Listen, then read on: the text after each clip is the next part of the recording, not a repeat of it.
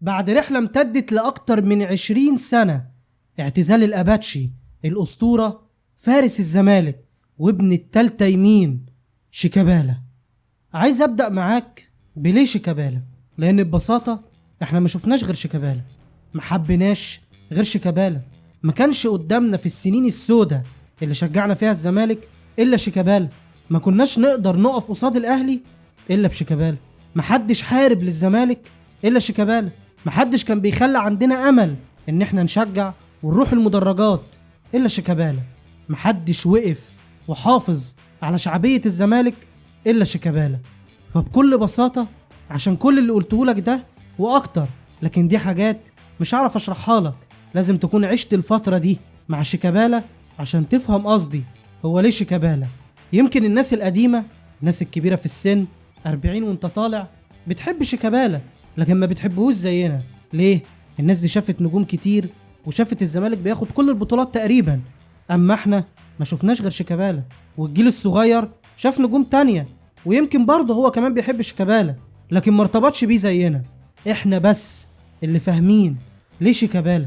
لو الفارس اللي على شعار الزمالك يتجسد في شخص فهو اكيد هيكون شيكابالا، ولانه شيكابالا يشاء ربنا ان اخر لقطة ليه معانا تكون ببطولة جايبها برجليه، وتكون الركلة العشرة بعد ما لفت لكل لعيبة الفرقة تقريبا، لكن ربنا سبحانه وتعالى رايد ان اخر لقطة تكون حلوة ليه معانا، لان مشواره يستحق ان اللقطة الاخيرة تكون ببطولة وسط الجماهير اللي هو واحد منهم.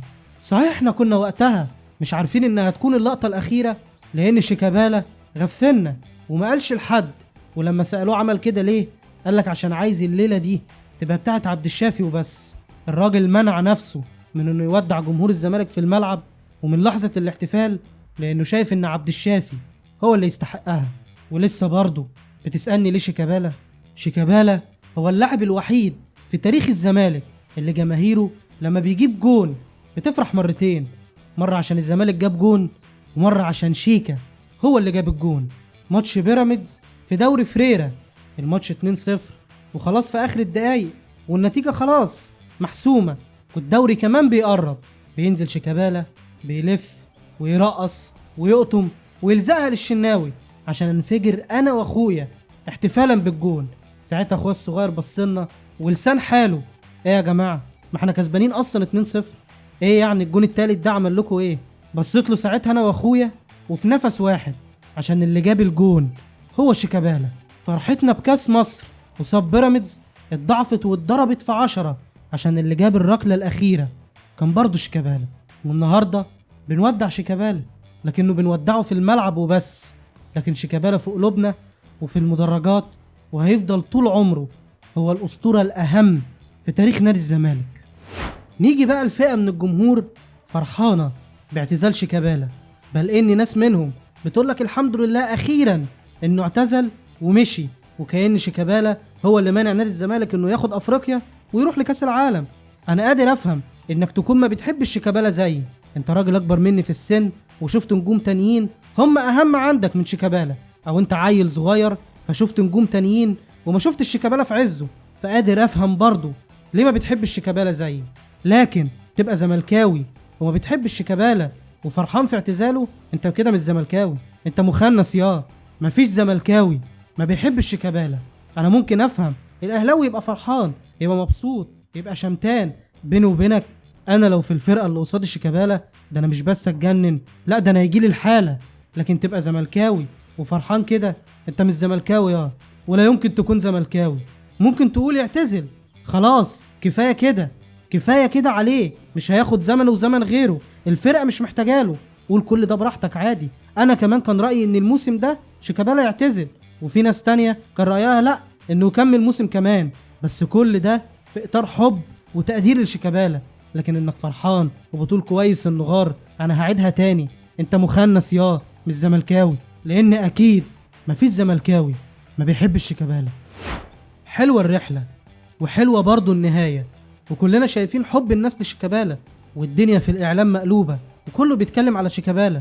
والحلقه النهارده مع ابراهيم فايق كانت جامده ومعديه ودخل فيها نجوم كتير، بس مش قادر ما افتكرش ان كان في النهارده واحد جعان ابن جعان، كان المفروض استلم منه الراية النهاردة، لكن هو شاف ان الفلوس اهم من راية شيكابالا، عشان يروح هناك ويقف وسط تريزيجيه ويقول له والنبي يا عم، والنبي يا عم اديني ضربة الجزاء اشوطها يا عم، عايز اجيبها جون. صحيح الفلوس مهمة، لكن والله العظيم الفلوس ما كل حاجة. حب الناس النهاردة لشيكابالا والدنيا اللي مقلوبة عليه دي مش بفلوس، ولو على الفلوس انت كده كده هتعملها بعد الاعتزال. شيكابالا اعتزل امتى؟ مش النهارده؟ مضى عقد مع ام بي سي امتى؟ برضه النهارده. فهمت حاجه يا غبي؟ ولا لسه بتتحايل على تريزيجيه عشان يديك البيلن وتجيبها جون؟ طبعا قرار النادي بحجب رقم 10 للموسم الجاي قرار كويس من جون ادوارد، وبصراحه الواحد مش متخيل اصلا ان حد تاني ممكن يلبس رقم 10. يعني تخيل شلبي يطالب بيه الموسم الجاي، حاجه مقززه جدا. فكويس قوي انه اتحجب، وان كنت اتمنى انه يتحجب خالص مش مجرد موسم، لان شيكابالا اكيد يستاهل.